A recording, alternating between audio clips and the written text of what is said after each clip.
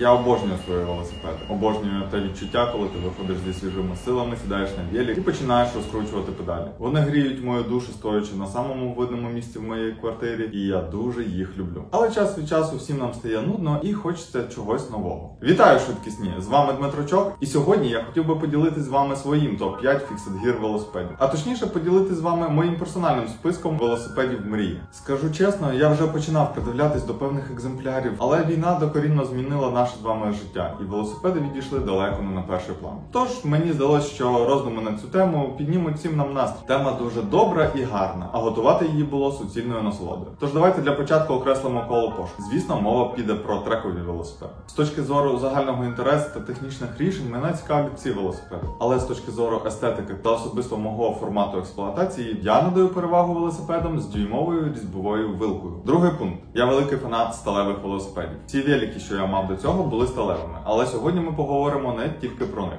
Пункт третій. У мене є кльовий, довгий, глибокий... У мене є довгий та глибокий велосипед з дуже незвичайною геометрією, а також його повний антипод – це Чинелі з класичною геометрією, компактний, короткий і вельми класичний спринтерський велосипед. Буквально зараз висить на продажі дуже крута Біанкі, вже із Воундапом. Супер варіант, але виглядає трошки нудно та застаріло. Не дивлячись на всю легендарність рами та її історичні здобутки, я не хочу той самий борщ, але в іншу миску. Я це вже проходив. Хочеться щось зручне і одночасно не таке нудне та банальне. Звісно, при хорошій нагоді я взяв би якусь конюшинову гульнагу, або ж масі, або ж малі.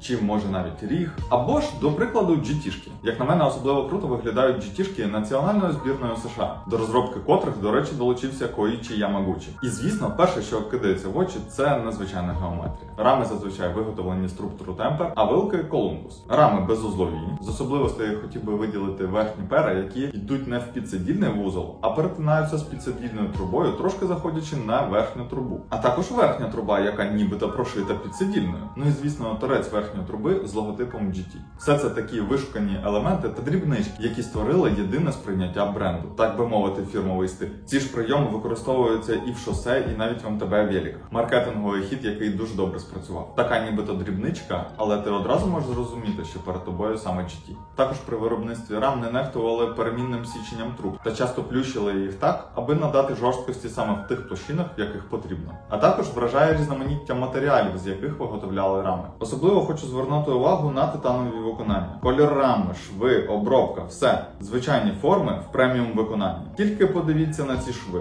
Це однозначно мій фаворит серед GT-шок. Ну і, мабуть, найрозповсюдженіша модель серед GT-шок – це GT GTB. Алюмінька зі сталевою вилкою. Лаконічна, акуратна рама, ще й під дюймову різьбову вилку. Я таке дуже люблю. Рама проста, зрозуміла та надійна. Особливо круто, як на мене, виглядає в комбінації з Воундап. Я дуже великий фанат Воундапа, і ця вилка пасує GT-шки максимально доречно. Рішення настільки розповсюджене, що майже стандартне. В цьому випуску ви будете дуже часто чути від мене про Воундап. Це моя найулюбленіша вилка серед дюймових різьбових. Я захоплювався нею, коли бачив на картинках, і жодної секунди не жалкував, коли придбав її. Хіба що не придбав дві. Взагалі я не дуже великий фанат сучасних рам. Особливо 1/8 або конічні рульові мене взагалі не вражають. Потовщується стакан, пухнуть всі форми та втрачається та візуальна легкість велосипеду. А однотипні ахет-виноси з страшенними клемпами – це вообще ховайся. Так, звісно, я розумію, що це набагато зручніше, це легше, це вершина велосипедної еволюції на поточний момент. Але це не моє, я це не сприймаю. Я збираю велосипеди не для змагань спортивних, а для власного естетичного та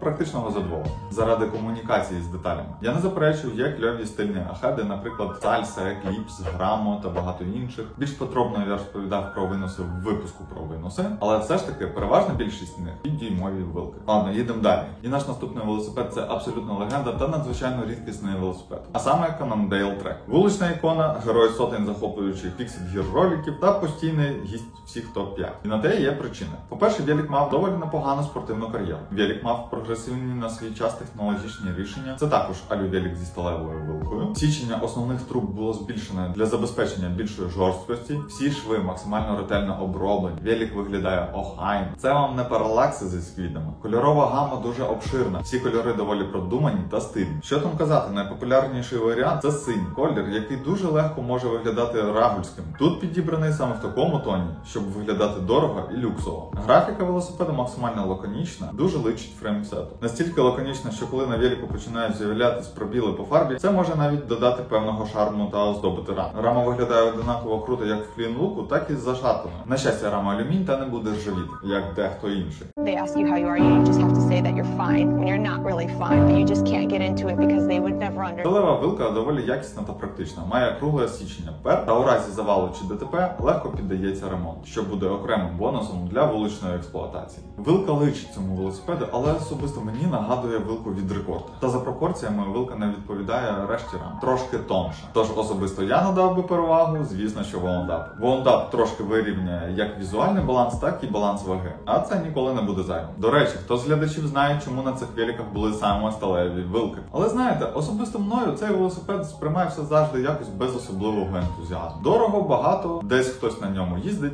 та й добре. І так було, доки я не побачив його на власні очі вживу. Форми, об'єм, кути, легенький слопінг, фарба. Велик чудесний. Одразу після цього велик і потрапив у мій список. Фан-факт. Підтвердження популярності тої чи іншої рами можна назвати бажанням інших виробників відтворити цю раму. І GT, і Cannondale можуть похвастатись такою фанбазою. Ori York, Heavy Pedal Zephyr, Vendetta та багато-багато інших виробників різної якості та стилістики. Double kill. Triple kill. Навіть сам Cannondale намагався реабілітувати цю тему, але не дуже вдалося. Але що мене дивує найбільше, це те, що ціни на репліки добираються до цін оригіналів. І, відверто кажучи, я цього не розумію. Закінчимо з алюмінієвими рамами та перейдемо до композитів. Чи варто казати, що композитні велосипеди – це вершина еволюції індустрії і на поточний момент? Але особисто для мене найцікавіше з цієї підгрупи десь в 90-х. 90s.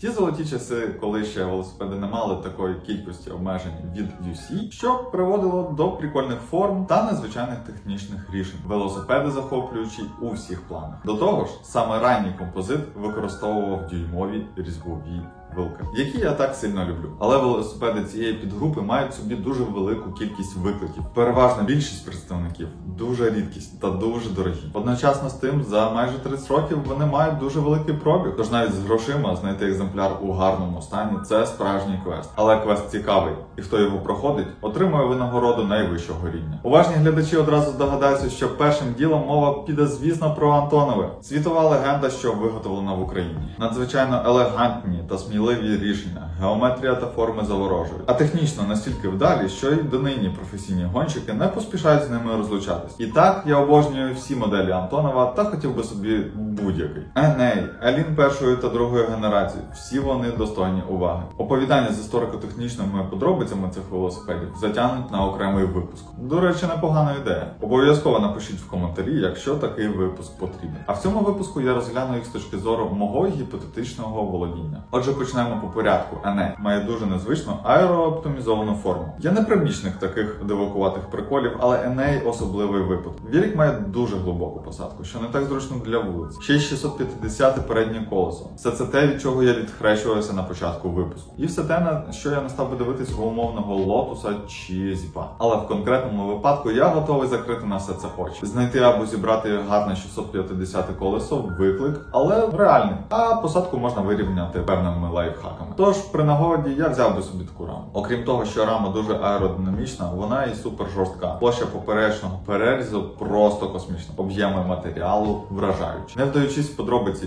UC забанила NA, і йому на зміну прийшов Алін першої генерації. Велосипед з більш звичною геометрією, елегантними вигинами та формами. Тільки подивіться на стакан та аеродинамічні ноги вилки. Яка краса! А його короткі верхні пера забезпечили раму одною з супер-мега рідкісних відмінностей. Ланцюг, що не продівається крізь раму, а не кидається з боку. Тільки уявіть, наскільки було б легше життя, аби всі рами так вміли.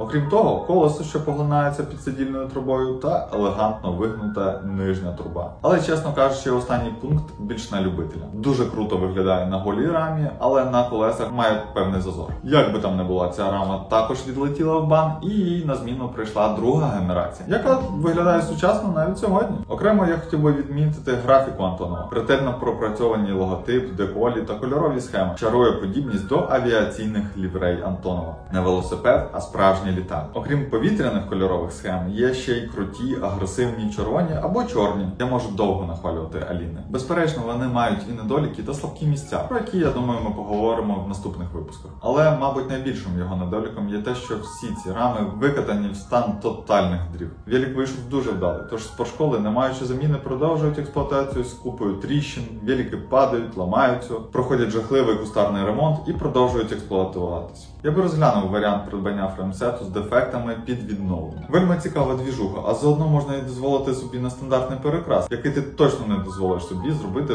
плюс-мінус живою рамою. Але і такі рами неохоче продаються, ще й правлять за них золоті гори. Дуже сумно. Але найсумніше те, що я мав купу варіантів придбання Антонових, але я був засліплений пошуками Тахіона. Я абсолютно не звертав уваги на решту роверів. Дурний. На моїх очах фоткали на продаж цей NA, на моїх очах ці два виносили з треку для кота. Про Еліни я взагалі мовчу, навіть допомагав своїм закордонним друзям з пошуками. А тепер хапаю облизнів. Що поробиш? Саме неадекватні темпи зростання цін на Антонове і підштовхнули мене для того, щоб розглянути на повному серйозі нашу наступну раму. Bridgestone Anchor PHR7, PHM7 та PHM9. Дуже схожі між собою рами, специфікацію з відмінностями котрих дуже важко знайти. Ціни на них дуже скачуть і залежать скорше від погоди на Марсі. Але при всьому тому трапляються на очі варіки, навіть дешевші за Антонове. Велосипеди Anchor мають низку вдалих технічних рішень. Це величезна площа поперечного перерізу труб, що забезпечує раму вражаючою жорсткістю. При тому труби доволі плоскі, чим забезпечують мінімальний аеросупротив. Брутальний і масивний каретичний вузол, зведення пер до дропаутів і самі дропаути гарантують потужну фіксацію колеса. Самі дропаути цільно фрезеровані, і це чи не найбільше, що я бачив. Для зручності навіть є регулятори натягу. Прошу окремо звернути увагу на верхнє зведення пер і зону їх примикання до рами. Пери розведені та мають велике тіло між собою. Таке рішення надає конструкції великої жорсткості. Аеродинамічні напливи з фронтальної частини нівелюють повітряний супротив, що створюється виступами. Багато з цих напрацювань отримали продовження в сучасних рамах Bridgestone. На фото ви можете бачити велосипеди, створені для Олімпіади 2020. Фіксація підсиділа здійснюється одним чи двома болтами, в залежності від моделі. Вилка має елегантну аеродинамічну форму. І, до речі, відносно великий рейк, аж 37 мм.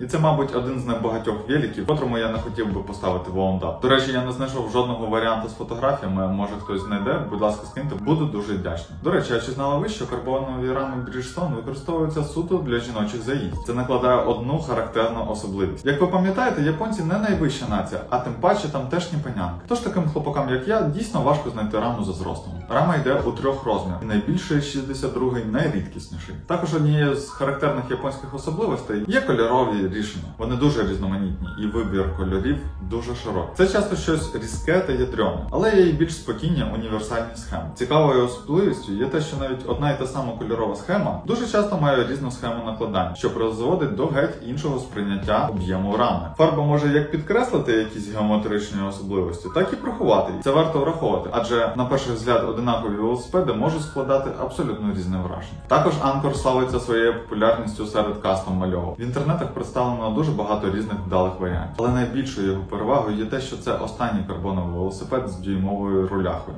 На моїй пам'яті так точно. Його виробництво продовжувалось аж донедавна, тож це об'єктивно найсвіжіший та найживіший варіант цієї групи. До того ж, якщо брати його напряму, то це буде велосипед без пробігу по вулицях. А якщо й брати з рук, то з особистого досвіду спостереження це не є одним та єдиним велосипедом в колекції. Якщо хочеться пострибати по бордюрах, то вибираю щось інше. Але при цьому Anchor потужний та доволі придатний для вулиць. Я не чув жодного негативного відгуку про експлуатацію та їзду цих велосипедів. А ще це справжня ікона стиля, бабій магніт, пацанячий магніт, стріт кінг та все в одному флаконі. Тож так, я з певністю можу сказати, що це об'єктивно кращий варіант для раціонального вибору нового велосипеда. Але не поспішайте вирубати відео, це далеко не кінець. Поки що можете підписатись на канал та обов'язково лайкнути це відео. До речі, новина, тепер на каналі є спонсорство. І я дуже вдячний своїм першим 2 глядачам, що підписались на цю ініціативу. Дякую, хлопці, я без перебільшень танцював, коли побачив ваші підписки.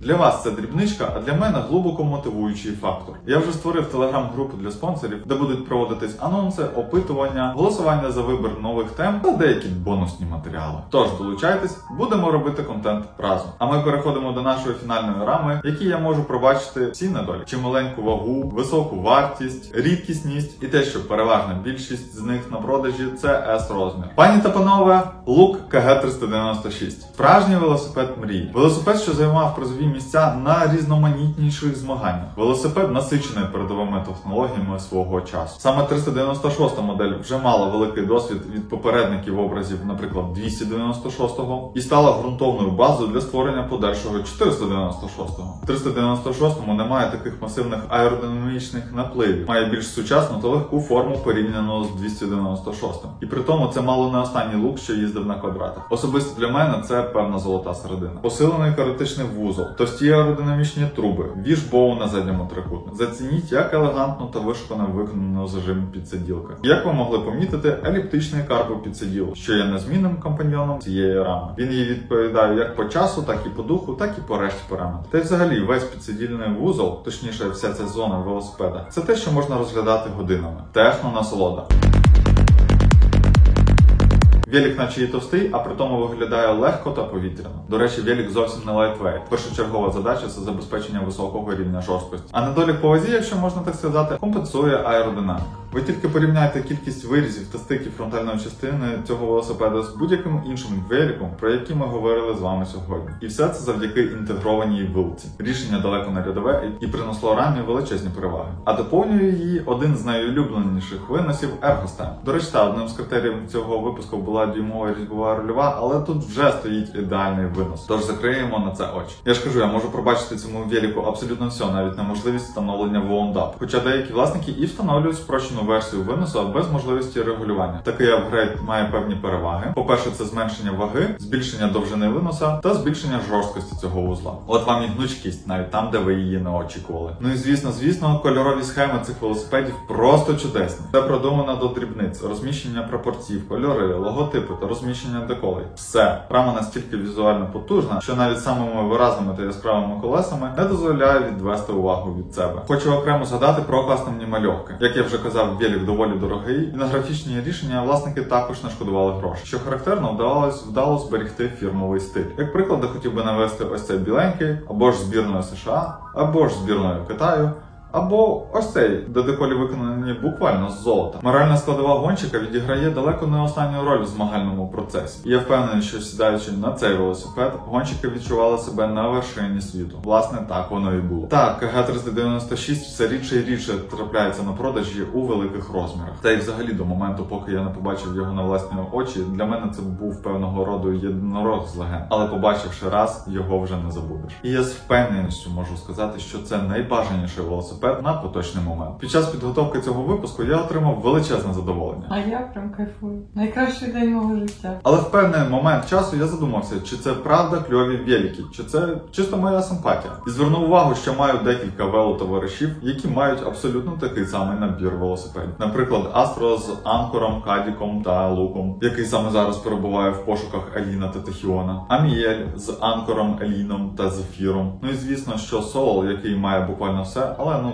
то вже трошки інша історія. І всі ці хлопці доволі позитивно відгукуються про ці велосипеди. А отже, це не моя суб'єктивна думка. Велики правда кльові. Окремо хочу подякувати хлопцям за надані медіаматеріали до цього випуску. Раджу вам погортати їх інстаграми, ви 100% гарно проведете час. А також раджу писатись на цей канал та мою інсту. А найпростіший спосіб подякувати за цей випуск – це поділитись відео зі своїми друзями. Дякую, що розділили мої вологі мрії. Ну а з вами, як завжди, був широко відомий в вузьких колах Дмитрочок.